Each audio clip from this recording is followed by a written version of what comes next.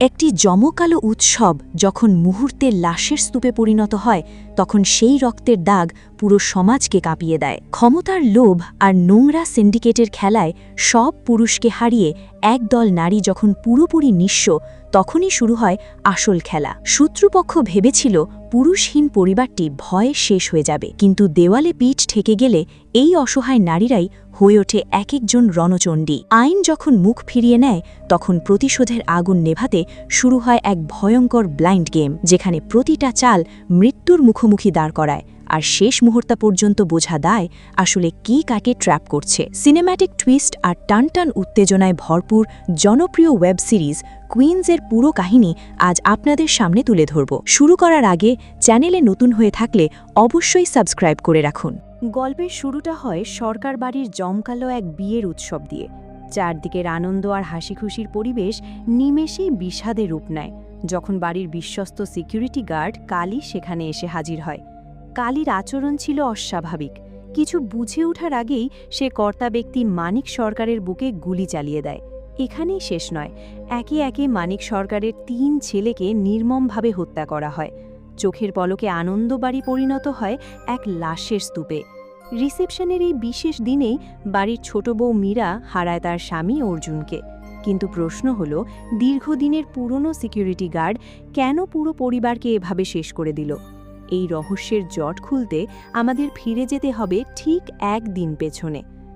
আগের দিন রাতের অন্ধকারে একদল অপরাধী গাড়ি করে নারী পাচারের চেষ্টা করছিল, কিন্তু অন্য একটি দল তাদের হাতে নাতে ধরে ফেলে।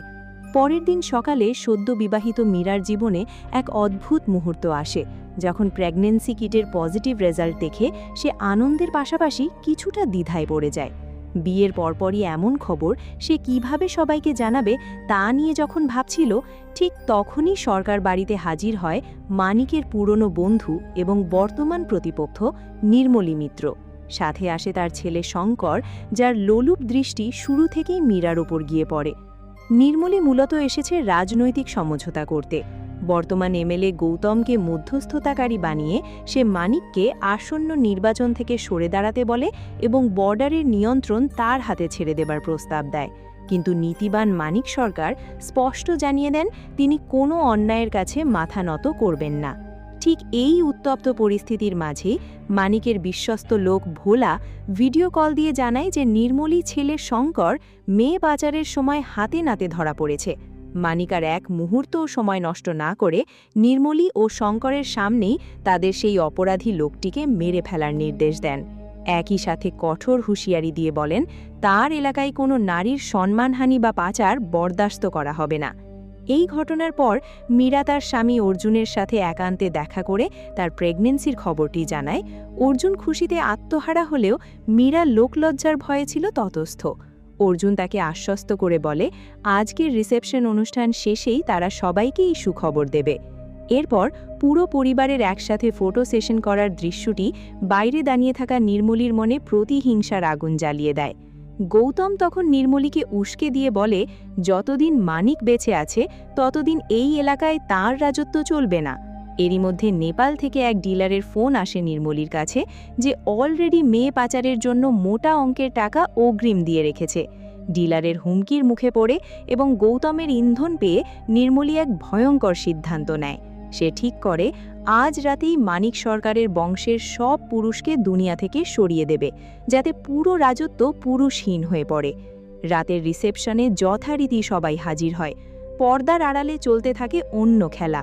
গৌতমের ছেলের সাথে মানিকের মেজ ছেলের বউয়ের পরকীয়া সম্পর্কও সামনে আসে। এদিকে সিকিউরিটি গার্ড কালীকে বিপুল টাকার বিনিময়ে কিনে নিয়েছিল নির্মলী। নিজেকে সামলাতে মদ্যপ অবস্থায় কালী অনুষ্ঠানস্থলে প্রবেশ করে একে একে মানিক সরকার ও তার ছেলেদের ওপর গুলি চলায়। যখন পুরো বাড়িতে চিৎকার আর মৃত্যুর নির্মম খেলা চলছে, নির্মলী তখন একপাশে বসে নির্বিকার চিত্তে খাবার খাচ্ছিল। গুলির আওয়াজে মীরা আর অর্জুন আতঙ্কিত হয়ে পড়ে। নির্মলী মানিকের স্ত্রীর সামনে গিয়ে বলে যা চেয়েছিলাম তা না দেওয়ার কারণেই এই পরিণতি। জীবনের ভয়ে মানিকের স্ত্রী তখন নির্বাক শ্রোতা হওয়া ছাড়া কিছুই করার ছিল না। বাড়ির মেজ ছেলে শুভকে ঘরের ভেতরেই খুন করা হয়। সবশেষে শঙ্কর আসে অর্জুনের সামনে। অর্জুন আর শঙ্কর একসময় বন্ধু হলেও শঙ্কর মীরার চোখের সামনেই অর্জুনকে নির্মমভাবে হত্যা করে। চোখের সামনে স্বামীকে হারিয়ে মীরা পুরোপুরি ভেঙে পড়ে। এই নৃশংস হত্যাকাণ্ডের পর নির্মলী নিজেই থানায় গিয়ে কালীর উপর সমস্ত দোষ চাপিয়ে মিথ্যা নাটক সাজায়, কিন্তু চতুর পুলিশ অফিসার আসল সত্যটা ঠিকই ধরে ফেলেন। নির্মলীও কোনো লুকোছাপা না করে স্বীকার করে যে কথা না শোনার কারণেই সে এই কাজ করেছে, এবং বাড়ির বাকি নারীরা যদি তার কথা মতো না চলে তাহলে তাদেরও পুড়িয়ে মারা হবে। পরের দিন সকালে সরকার বাড়ির 4 জন পুরুষের শেষকৃত্য শুরু হয়। চারদিকের কান্নার রোলের মাঝে নির্মলী সেখানে এসে মানিকের স্ত্রীকে হুমকি দিয়ে যায় যেন সিন্ডিকেটের সমস্ত দায়িত্ব তারা হাতে তুলে দিয়ে তারা চুপচাপ থাকে। সেখানে শঙ্করকে দেখা মাত্র মীরা নিজের ক্ষোভ ধরে রাখতে না পেরে তার কলার চেপে ধরে এবং থানায় গিয়ে সব সত্যি বলে দেবার হুমকি দেয়। কিন্তু মীরার শাশুড়ি বাস্তবতার নির্মম সত্যটা বুঝতে পেরে মীরাকে শান্ত করেন, কারণ প্রতিবাদ করলে তাদেরও বেঁচে থাকা অসম্ভব হয়ে পড়বে। অবশেষে মীরা তার হাতের চুড়ি ভেঙে মাথার সিঁদুর মুছে বিধবার বেশে গাড়িতে ওঠার সময় দেখতে পায় মানিকের আরেক বিশ্বস্ত লোক গোপালকে নির্মলীর গুন্ডারা আটকে রেখেছে। অসহায় মীরা চোখের জল ফেলে এক বুক কষ্ট আর প্রতিশোধের আগুন নিয়ে সেই স্থান ত্যাগ করে। গৌতম নির্মলীর ওপর মারাত্মক ক্ষিপ্ত হয়, কারণ তার পরিকল্পনা ছিল শুধু মানিক সরকারকে সরানো, কিন্তু নির্মলী পুরো পরিবারকে শেষ করে দেওয়ায় সে ভীষণ নাখোশ। গৌতমের মূল দুশ্চিন্তা আসন্ন নির্বাচন নিয়ে। তার ভয় সরকার বাড়ির বিধবারা এখন জনগণের সহানুভূতি পেয়ে ভোটে দাঁড়িয়ে যেতে পারে। তবে নির্মলী তাকে আশ্বস্ত করে বলে এই বিধবাদের মনে কোনো সাহসী অবশিষ্ট নেই। এরপর সে শঙ্করকে নির্দেশ দেয় সরকার বাড়িতে যেন কেউ ঢুকতে না পারে এবং 4 বিধবাকে অনবরত ভয়ের মুখে রেখে কোণঠাসা করে রাখা হয়। কিন্তু মীরা কোনো ভয় না পেয়ে তার বাবাকে সাথে নিয়ে থানায় হাজির হয়। সে নির্মলী ও শঙ্করের নামে খুনের মামলা করতে চাইলে পুলিশ সাফ জানিয়ে দেয় তারা নিজেরা তো খুন করেনি, খুন করেছে অন্য কেউ, তাই এই মামলা নেওয়া যাবে না। অনর মীরা স্পষ্ট জানিয়ে দেয় মামলা না নেওয়া পর্যন্ত সে থানা থেকে নড়বে না। এমনকি তার বাবা তাকে নিরাপত্তার স্বার্থে ব্যাঙ্গালোরে চলে যেতে বললে মীরা তা সরাসরি প্রত্যাখ্যান করে। ঠিক তখনই সিকিউরিটি গার্ড কালী থানায় এসে পুরো হত্যাকাণ্ডের দায় নিজের ঘাড়ে তুলে নেয়। পুলিশ মীরাকে বেঁকে দেখায় যে আসল খুনি নিজে এসে আত্মসমর্পণ করেছে। মীরা তখন কালীর সামনে গিয়ে তাকে সত্যটা বলতে অনুরোধ করে, কিন্তু কালী নির্বাক থাকে। মীরা চলে যাওয়ার পর পুলিশ কালীর থেকে আসল সত্য জানতে চাইলে কালী কান্নায় ভেঙে পড়ে জানায় সে রাজি না হওয়ায় তার একমাত্র মেয়েকে তারা অপহরণ করেছিল। মেয়ের জীবন বাঁচাতেই সে এই মিথ্যা দায় নিতে বাধ্য হয়েছে। পুলিশ সব শুনে এই কথা গোপন রাখার নির্দেশ দেয়। এর কিছুক্ষণ পর কালীর মেয়ে থানায় তার বাবার সাথে দেখা করতে এসে জানায় নির্মলীরা তাকে কোনো টাকা তো দেয়ইনি, উল্টো দেখাও করেনি। কালী তখন বুঝতে পারে সে কত বড় ভুল করেছে। বাড়ি ফিরে মীরা অর্জুনের শূন্যতা তীব্রভাবে অনুভব করতে থাকে। রাতে পরিবারের সবার সাথে খাবার টেবিলে মীরা কান্না ভেজা কণ্ঠে জানায় যে সে মা হতে চলেছে, এবং এই খবরটি শুধু অর্জুনই জানত। মীরার এই অসহায়ত্বের কথা শুনে বাড়ির বাকি নারীরাও কান্নায় ভেঙে পড়েন। এদিকে লোক দেখানো সহানুভূতি পাওয়ার জন্য নির্মলী মিডিয়ার সামনে এসে মায়া কান্না শুরু করে এবং খুনি কালীর দৃষ্টান্তমূলক শাস্তি দাবি করে। সেই রাতেই গৌতমের বখাটে ছেলে বান্টি গোপনে সরকার বাড়িতে আসে মানিকের মেজ ছেলে শুভর স্ত্রীর সাথে দেখা করতে। বান্টি আসতেই শুভর স্ত্রী ক্ষোভের সাথে জিজ্ঞেস করে তারা কেন শুভকে মারল। বান্টি জানায় তারা শুভকে মারেনি। দুজনের ঘরের ভেতরের এই কথোপকথন বাইরে থেকে লক্ষ্য করে মীরা। এর মাঝেই বান্টি ওয়াশরুমে গেলে তার বাবা গৌতম তাকে ফোন করে।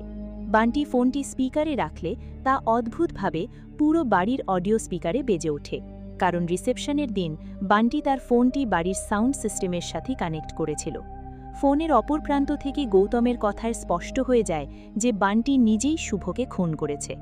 বান্টি ওয়াশরুম থেকে বের হতেই শুভর স্ত্রী তাকে দোষী সাব্যস্ত করলে বান্টি হিংস্র হয়ে ওঠে এবং পা থেকে পিস্তল বের করে ঠিক তখনই মীরা ঘরে ঢুকে পেছন থেকে একটি ফুলদানি দিয়ে বান্টির মাথায় সজোরে আঘাত করে এবং বান্টির পিস্তল দিয়েই তাকে গুলি করে খতম করে। বান্টিকে মারার পর মীরা প্রথমে ভড়কে গিয়েছিল। গুলির আওয়াজে বাড়ির বাকিরা ছুটে আসলে মীরা দৃঢ় কণ্ঠে বলে, হয় আমাদের মরতে হবে নয়তো মারতে হবে। তখন মানিকের স্ত্রী তাকে মনে করিয়ে দেন যে এই লড়াইটা এত সহজ নয়। যারা আমাদের ওপর আঘাত করেছে শুধু তাদের মারলেই হবে না, পুরো সিন্ডিকেট ধ্বংস করতে হবে। মানিক সরকার বেঁচে থাকলে আজ এটাই করতেন। এরপর সবাই মিলে একজোট হয়ে বান্টির লাশ কাগজে মোড়ায়। মীরা বান্টির ফোন চেক করতে গিয়ে সেখানে শঙ্করের সাথে তার কিছু ছবি দেখতে পায় এবং সেই সূত্র ধরে এক চমৎকার চাল চালার পরিকল্পনা করে। সে ফোন করে মানিকের অনুগত লোক গোপালকে ডেকে পাঠায় এবং সবাই মিলে রাতের অন্ধকারে বান্টির লাশ নির্মলীর হোটেলে গিয়ে এক চতুর ব্লাইন্ড গেম খেলে লাশটি রেখে আসে। বর্তমানে ফিরে আসলে দেখা যায় হোটেলে লাশ পাওয়ার খবর শুনে গৌতম তার স্ত্রী সহ সেখানে ছুটে এসে কান্নাকাটি শুরু করে। হোটেল কর্তৃপক্ষ গৌতমকে জানায় যে এই হোটেলে বান্টি ও শঙ্করকে একসাথে দেখা গেছিল, ফলে গৌতম নিশ্চিত ধরে নেয় যে শঙ্করই তার ছেলেকে খুন করেছে। এমনকি পুলিশ গেটম্যানের জবানবন্দি নিলেও সেখানেও শঙ্করের নাম চলে আসে। অন্যদিকের দৃশ্যপটে নির্মলী শঙ্করকে নিয়ে নেপালি নারী পাচারকারী দলের লিডার লিপসার কাছে যায়। লিপসা জানায় এবার তার 20 জন মেয়ে লাগবে।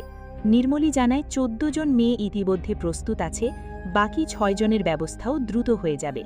লিপসা কড়া ভাষায় হুঁশিয়ারি দিয়ে দেয় তার সাথে ডিল নড়চড় হলে পরিণতি খুব খারাপ হবে। এদিকে পুলিশ তদন্তের স্বার্থে সরকার বাড়িতে আসে।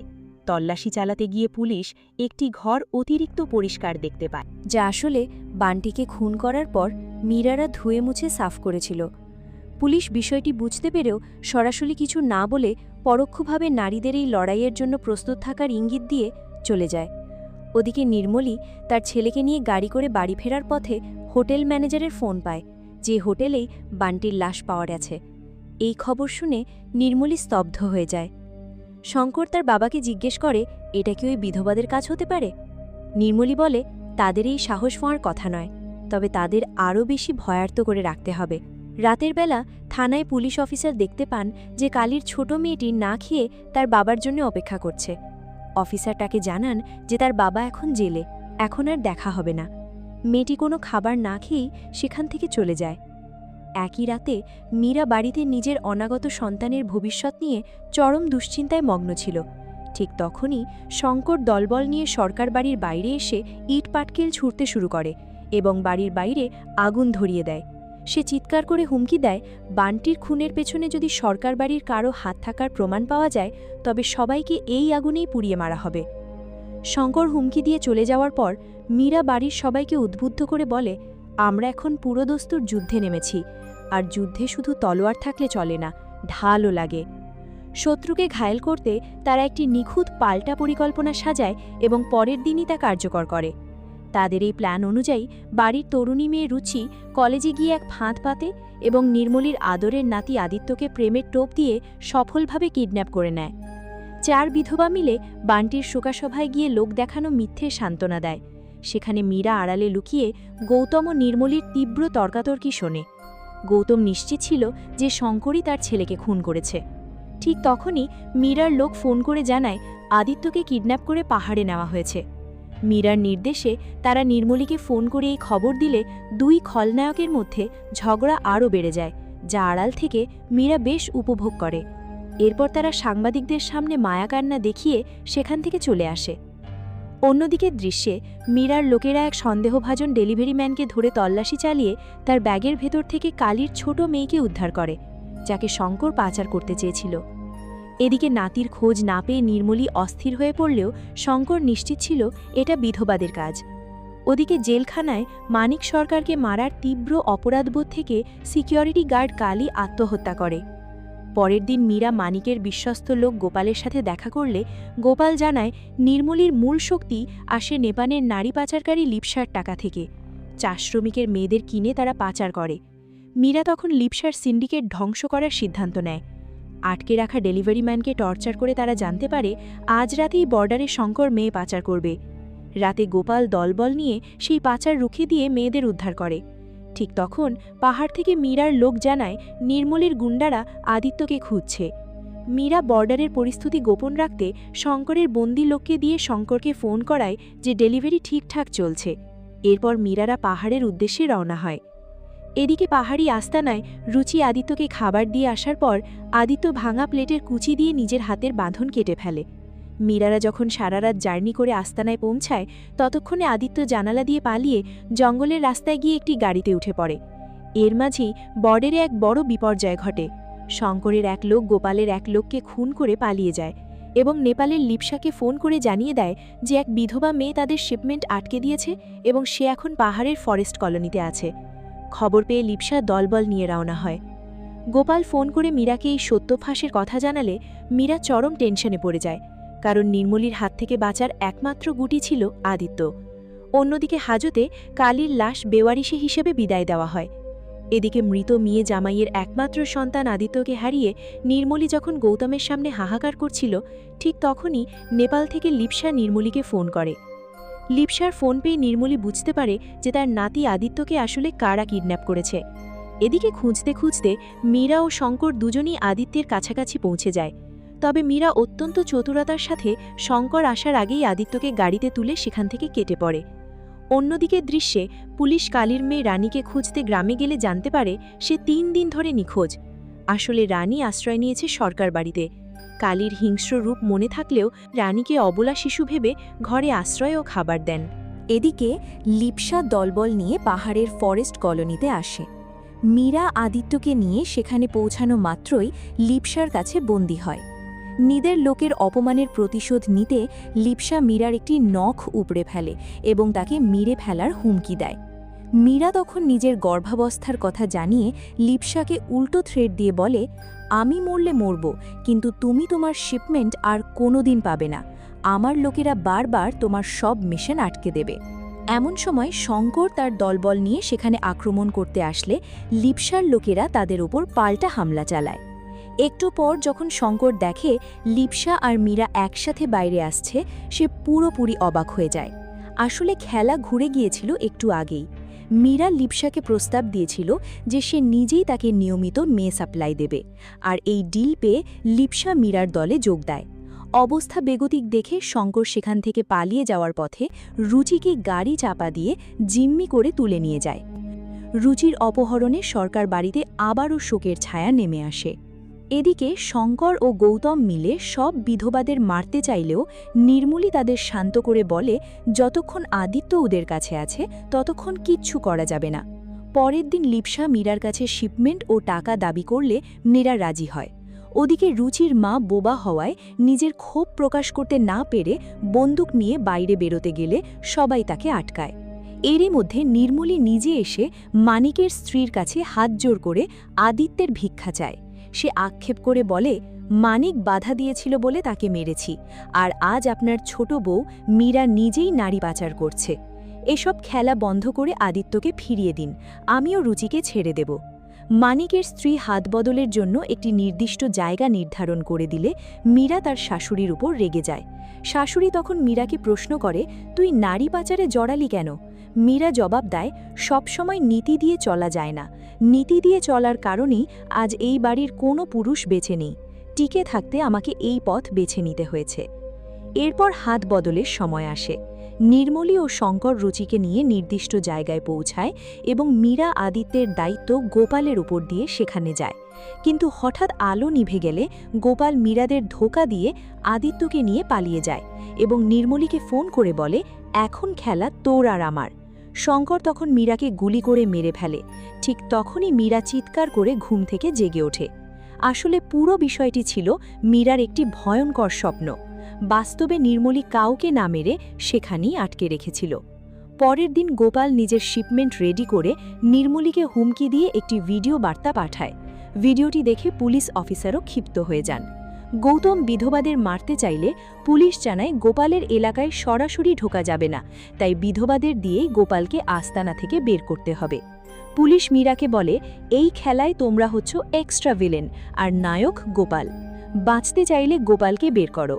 মীরা তখন বুদ্ধি খাটিয়ে হাসপাতালের সেই বৃদ্ধ লোকের কথা বলে, যাকে গোপাল খুব সম্মান করে। পুলিশ সেই লোককে জিম্মি করলে নির্মলী ও গোপালের মধ্যে আবার যোগাযোগ হয়। এদিকে গৌতম বিধবাদের ওপর পিস্তল তাক করে শুভর স্ত্রীকে মারতে গেলে, কারণ সে ভেবেছিল বান্টিকে শুভর স্ত্রী মেরেছে, মীরা নিজে বান্টিকে মারার কথা স্বীকার করে। ঠিক তখনই সবাই মিলে গৌতমকে আটকে দেয়। অন্যদিকে গোপাল চেকপোস্ট পার করে লিপসার আস্তানায় শিপমেন্ট পাঠিয়ে সব টাকা ক্যাশ করে নেয়। কিন্তু হাসপাতালে গিয়ে তার কাছের লোককে না পেয়ে সে নির্মলীর ফোন পায়। নির্মলী তাকে ভিডিওতে দেখায় যে তার সেই প্রিয় মানুষটিকে তারা বন্দি করেছে। গোপাল বাধ্য হয়ে আদিত্যকে নিয়ে হাতবদলের আস্তানায় আসে। হাতবদল শেষে নির্মলী তার গুন্ডাদের নির্দেশ দেয় গোপালকে মেরে ফেলতে। কিন্তু গোপাল যখন বলে গাড়ির পেছনে বস্তা ভর্তি টাকা আছে, তখন নির্মলীর নিজের লোকেরাই টাকার লোভে নির্মলীর দিকে বন্দুক তাক করে। এই দৃশ্য দেখে অন্য রুমে মীরা হাসতে থাকে। আসলে এই পুরো মাস্টার প্ল্যানটি ছিল মীরা ও গোপালের সাজানো নাটক। মীরা জানত আদিত্যকে ফেরত দিলে নির্মলী তাদের সবাইকে মেরে ফেলবে, তাই সে গোপালকে দিয়ে এই নকল কিডন্যাপের নাটক করায় এবং টাকার লোভ দেখিয়ে নির্মলীর গুন্ডাদের নিজেদের দলে টানে। আর এই বিপুল টাকার ব্যবস্থা হয়েছিল লিপসার সেই শিপমেন্ট ডেলিভারি থেকে। এবার মীরা সবাইকে নিয়ে নির্মলীর সামনে আসে এবং আদিত্য ও রুচিকে নিরাপদে পাঠিয়ে দেয়। তারপর সে শঙ্করের মুখোমুখি হয়ে শঙ্কর যেভাবে অর্জুনকে মারার দিন সিনেমার গল্প শুনিয়েছিল, ঠিক একইভাবে অন্য এক সিনেমার গল্প বলে গোপালকে দিয়ে শঙ্করকে গুলি করে মেরে ফেলে স্বামীর হত্যার চূড়ান্ত প্রতিশোধ নেয়। পুলিশের সামনে এই হত্যাকাণ্ড দেখে গৌতম চিৎকার করে মীরাকে গ্রেপ্তার করতে বললে উল্টো পুলিশ অফিসার গৌতমকে থাপ্পড় মারে। আসলে এই পুলিশ অফিসারও মীরার প্ল্যানের অংশ ছিল। তখন জানা যায় লিপসার ট্রাকে কোনো মেয়ে ছিল না, সেখানে ছদ্মবেশের লেডি পুলিশ পাঠানো হয়েছিল, যারা ইতিমধ্যেই নেপালের লিপসার পুরো গ্যাং সপাটে খতম করে দিয়েছে। এরপর মীরা গৌতমকে দুটি সুযোগ দেয়, হয় শঙ্কর ও নির্মলীর খুনের দায় নিজের ঘাড়ে নিয়ে জেলে যাওয়া অথবা নিজের জীবন দেওয়া। গৌতম ভয়ে জেলে যেতে রাজি হয়। সবশেষে মানিকের স্ত্রী নির্মলীর দিকে পিস্তল তাক করলে নির্মলী বলে, তুমিও তো মেয়েদের লিপসার কাছে পাঠালে, তাহলে আমাদের মাঝে তফাৎ কি? পুলিশ তখন সত্য প্রকাশ করে, বলে ট্রাকে কোনো মেয়ে ছিল না, সব লেডি পুলিশ ছিল। অবশেষে মানিকের স্ত্রী নির্মলীকে গুলি করে তাদের পরিবারের ওপর হওয়ার সমস্ত অন্যায়ের শেষ প্রতিশোধ নেন। কয়েক মাস পর মীরা তার সন্তানকে নিয়ে সুখে দিন কাটাচ্ছিল। এমন সময় মার্শাল নামের একজন রহস্যময় ব্যক্তি তাকে থ্রেট দিয়ে বলে, ছেলেটা একদম তোমার মতো হয়েছে, তবে কাজের মেয়ের কাছে রেখো না, বিপদ হতে পারে। মীরা আতঙ্কে কাজের মেয়ের কাছে ছুটে গিয়ে চারপাশ দেখতে থাকে। তখন মার্শাল হেসে বলে, লিপসাকে মেরেছ বলে এত অল্পতেই ভয় পেলে? খেলা তো মাত্র শুরু হলো। এভাবেই দ্বিতীয় সিজনের ইঙ্গিত দিয়ে শেষ হয় দ্য কুইন্স ওয়েব সিরিজটি। তো সিরিজটির কাহিনী কেমন লাগলো সেটি কিন্তু অবশ্যই কমেন্টে জানাবেন, আর চ্যানেলে নতুন হয়ে থাকলে সাবস্ক্রাইব করে রাখবেন। ধন্যবাদ।